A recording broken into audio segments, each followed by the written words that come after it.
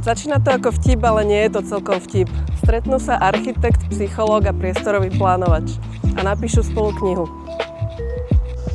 Pre mňa bolo mesto vždy viac ako púhé fyzicko-geografické teritorium. Každé mesto je živým organizmom, ktorý má svoju špecifickú osobnosť, má svoj temperament, charakter, vlastnosti.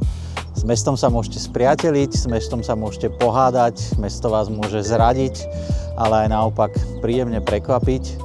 A to všetko väčšinou trvá desiatky rokov. Každé historické obdobie prináša do mesta novú architektúru a novú estetiku, ktoré spolu vytvárajú koláž, ktorú voláme mesto.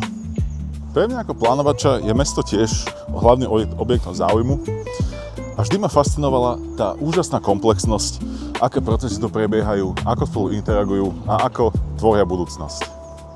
Nápad napísať knižku vznikol, keď sme spoločne za posledných 5 rokov precestovali veľký kus Európy.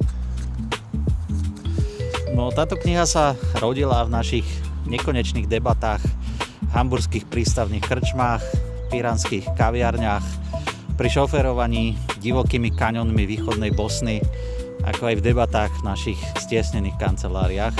A bola to pre nás skúsenosť formatívna. Hoci sme si viackrát stratili, knižka sa podarila dokončiť a budeme radi, keď si ju kúpite. Úvod, jadro, záver. No. A preto vás pozývame, kúpte si našu knihu 3 pohľady na mesto.